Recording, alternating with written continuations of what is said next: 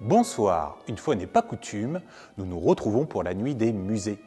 Nous allons, le temps d'une soirée, visiter et découvrir différents espaces muséaux de la ville et nous plonger dans la riche histoire de Puteaux.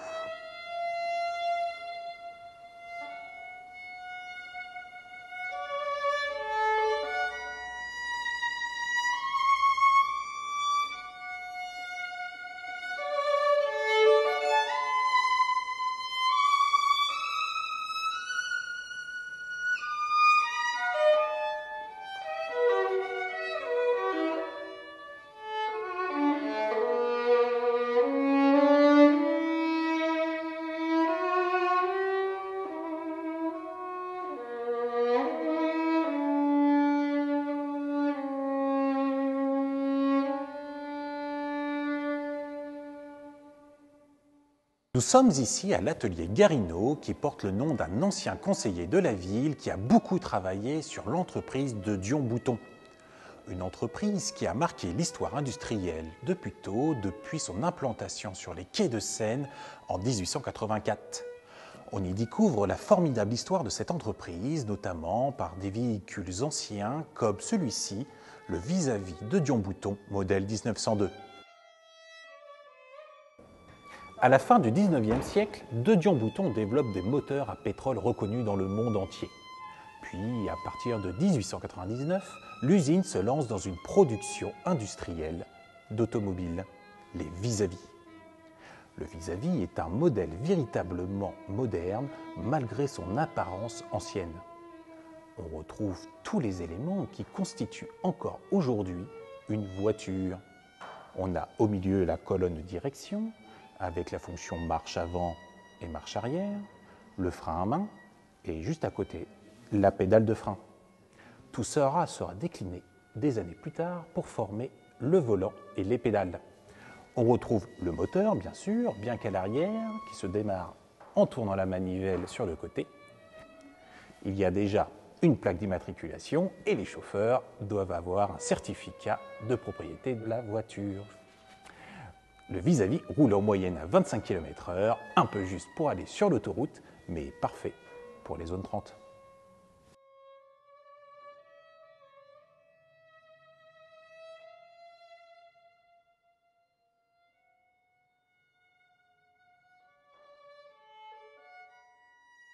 De Dion-Bouton n'est pas seulement une entreprise automobile, c'est aussi une entreprise publicitaire.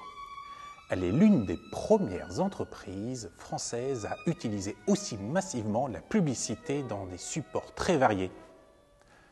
Annonces dans les journaux, prospectus, cartes courtières, menus de restaurants, panneaux routiers, tampons, presse-papier ou encore affiches. Par exemple, cette affiche faisant la pub d'un vélo. De Dion-Bouton reprend les codes d'un personnage très populaire à l'époque, Bécassine.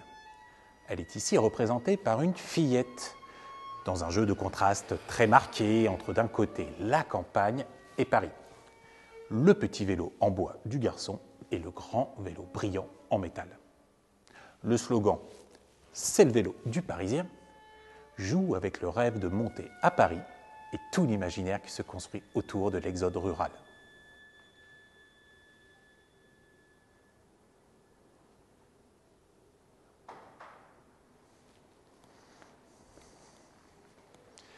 Bonsoir Julien. Bonsoir. Donc alors, qu'est-ce que ça fait de jouer dans un garage? Jouer dans un garage, dans un atelier, c'est en effet assez surprenant, mais la première surprise, ça a été l'acoustique. Parce que l'acoustique, c'est une des choses à laquelle on est le plus attentif en tant que musicien, c'est comment notre instrument, quand on est tout seul, avec un piano, avec un orchestre, comment l'instrument va résonner, comment il va remplir l'espace.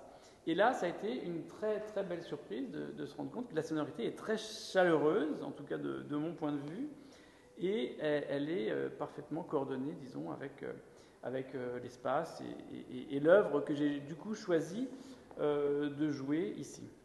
Ah, merci. Merci.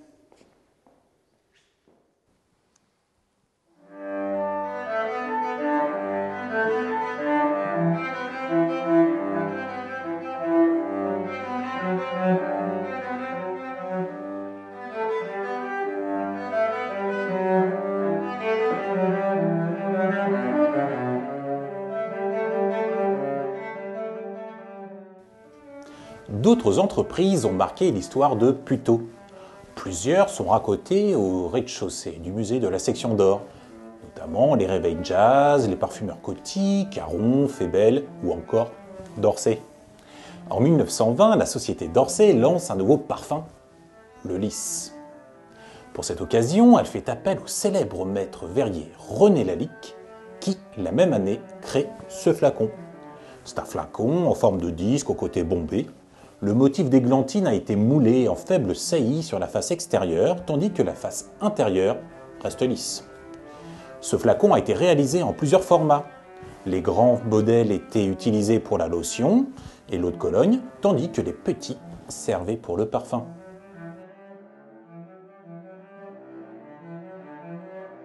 Autre artiste de cette école, Macario Vitalis, reconnu pour sa maîtrise des couleurs, né en 1898 à Lapog, dans la province de l'Ilocos aux Philippines.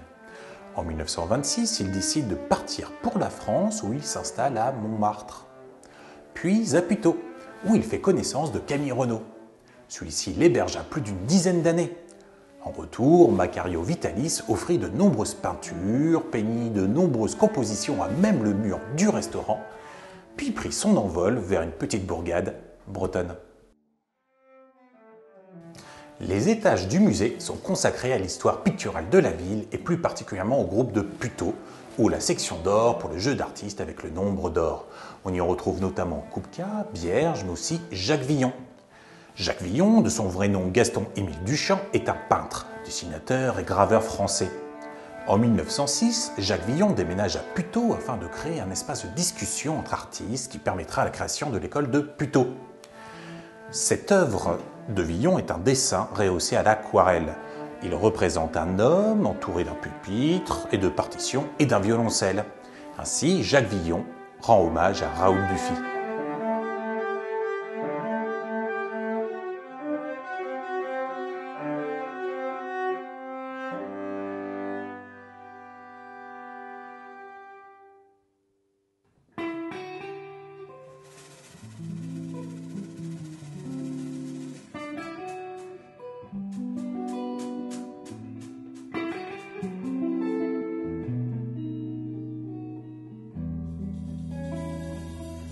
L'histoire artistique de Puteaux se prolonge à la maison de Camille.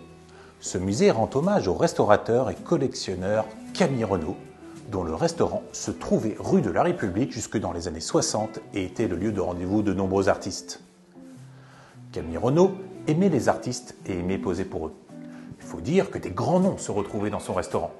Jacques Villon, Marcel Duchamp, Pablo Picasso, Georges Braque. Mais aussi des nouveaux artistes comme Jean Chevolot, André Lotte ou encore Reynold Arnoux.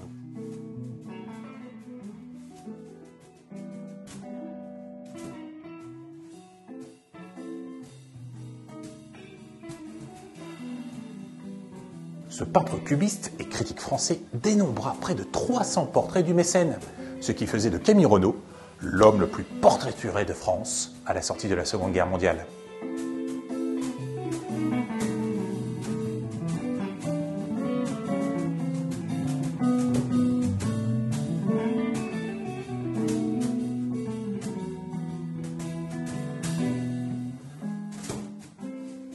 Nous nous retrouvons face à ce portrait de Big Boy par Jean Chevolot. Sa rencontre avec Camille Renaud, dit Big Boy au début des années 50, est déterminante. Elle lui permet d'exposer régulièrement son travail dans ce restaurant très prisé de Puteaux. C'est là qu'il est remarqué par l'un des maîtres du post-cubisme, Jacques Villon. Il l'invite dans son atelier, fréquenté par des artistes déjà reconnus, Lafresnais, Kupka, Léger, Estève, Picabia et Pignon. Ce collectif d'artistes est appelé le groupe de Puteaux.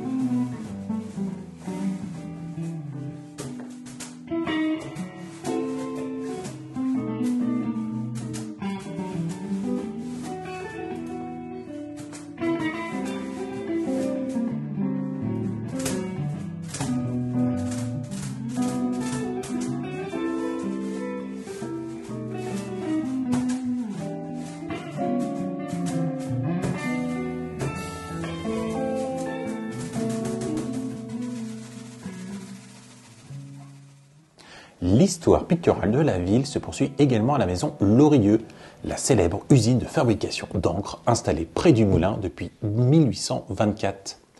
La maison Lorilleux accueille à l'étage la reconstitution du bureau de l'industriel Charles Lorilleux. Son entreprise, très réputée, gagne de nombreux prix. Ce tableau expose toutes les médailles et prix gagnés par l'entreprise Lorilleux dans le cadre de l'exposition universelle. Il y a 121 médailles gagnées entre 1865 et 1929. Parmi elles, la croix de la Légion d'honneur. Justement, c'est en 1881 que Charles Lorilleux reçoit la Légion d'honneur dans le cadre de l'exposition universelle de Melbourne de 1880 des mains du ministre français du Commerce et de l'Agriculture. À cette occasion, les employés de Lorilleux ont préparé une petite surprise pour leur patron. Ils ont rassemblé des insignes des ordres étrangers gagnés par Charles Lorilleux dans un écrin, la croix de la couronne d'Italie.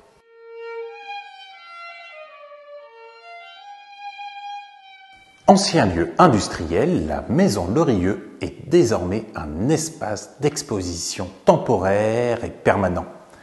Des œuvres du peintre René Pradès sont exposées dans les étages.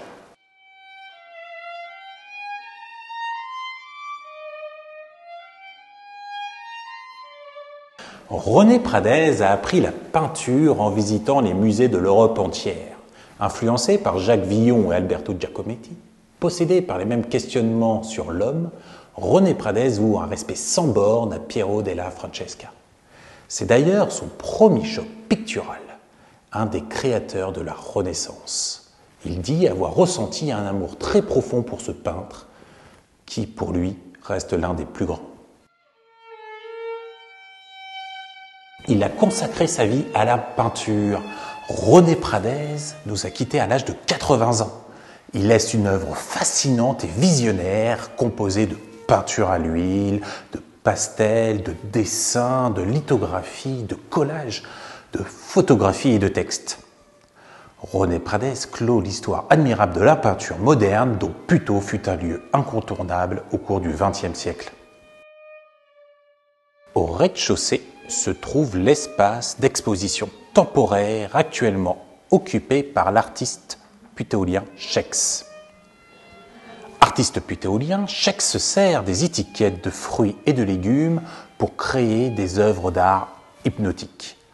Une quarantaine d'heures et 4000 étiquettes plus tard, une œuvre figurative, réaliste ou abstraite est née. Les étiquettes de fruits et de légumes acquises furtivement n'ont plus de secret pour cet amoureux du marketing alimentaire. Il en détourne les codes avec malice pour nourrir un imaginaire fertile. Pour conclure ce parcours culturel et historique de cette nuit des musées, partons à la découverte de la nuit au Naturoscope au cœur de l'île de Puteaux. L'exposition regroupe 4 thématiques, le ciel, la nature, les sens et le sommeil, dans lesquels nous sommes plongés grâce à l'installation de boîtes noires à la fois visuelles et sonores afin d'être totalement immersives.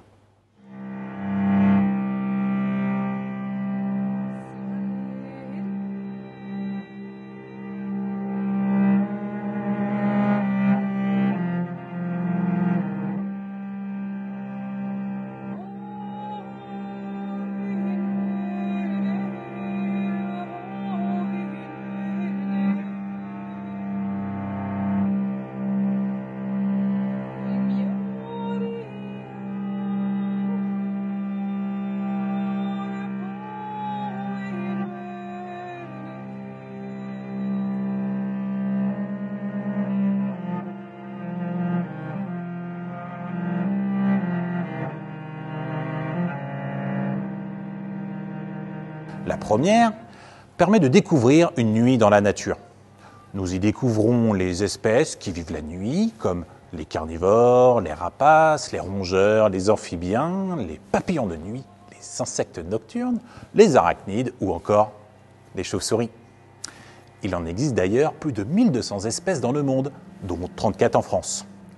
Outre les chauves-souris, qui ne peuvent peser que quelques grammes pour les plus petites espèces, ou encore avoir une envergure de près de 1,70 m, nous apprenons également qu'elles ne pratiquent pas toutes les colocations.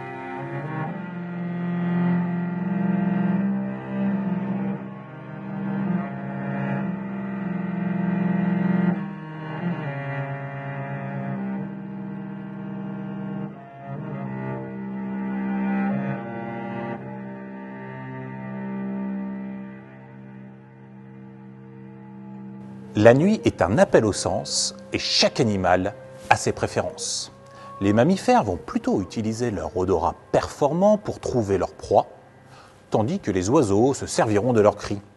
Le loup peut ainsi sentir un élan à 2 km et le ululement d'une chouette hulotte peut s'entendre jusqu'à 1 km. En poursuivant notre chemin, nous y découvrons que tous les animaux n'ont pas le même rythme de sommeil. Les prédateurs ayant peu d'ennemis vont dormir plus longtemps, tandis que leurs proies, aux aguets, vont se reposer que quelques heures. Par exemple, le lion dort jusqu'à 20 heures par jour, alors que la girafe ne dort que 4 heures par portion de 20 minutes. Un rythme, un cycle biologique chamboulé dans nos villes, source majeure de pollution lumineuse et sonore.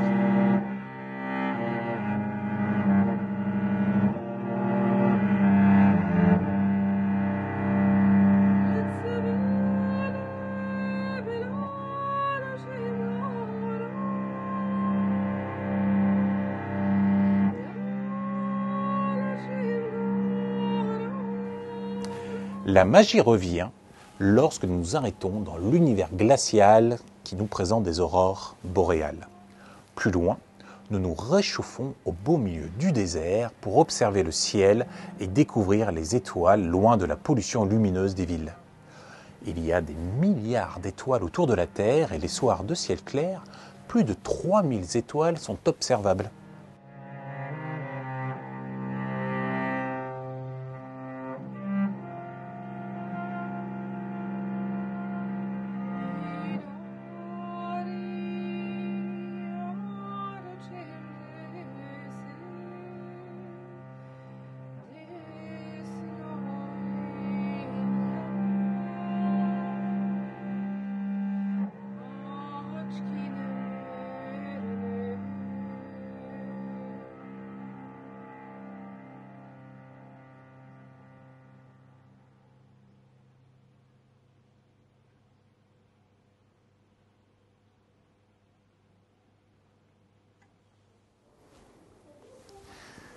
Merci Astrid pour cet intermède musical. Alors, qu'est-ce que ça vous fait de chanter et de jouer dans cette ambiance? Eh bien, c'est très atypique déjà, et puis c'est très inspirant également de jouer dans des lieux qui ont été pensés dans une démarche culturelle, éducative. Voilà, je trouve ça toujours très intéressant, très inspirant. Et puis c'est vrai que de toute manière de pouvoir jouer, c'est quelque chose d'assez spécial puisque depuis quand même pas mal de temps, avec cette crise sanitaire, voilà, nous sommes contraints de pouvoir jouer, de pouvoir faire de la musique. Donc évidemment c'est très inspirant. Je remercie la ville de Puteaux vraiment très chaleureusement de donner cette occasion aux musiciens et aux artistes de pouvoir quand même exercer leur métier. Voilà, c'est une démarche qui me tient vraiment à cœur. En tout cas, en tant que musicienne, je suis très heureuse d'en faire partie. Voilà. Et puis, j'espère que bientôt, le public pourra retrouver les salles de spectacle et puis tous les lieux culturels. Je vous remercie vraiment, en tout cas, c'était formidable. Merci.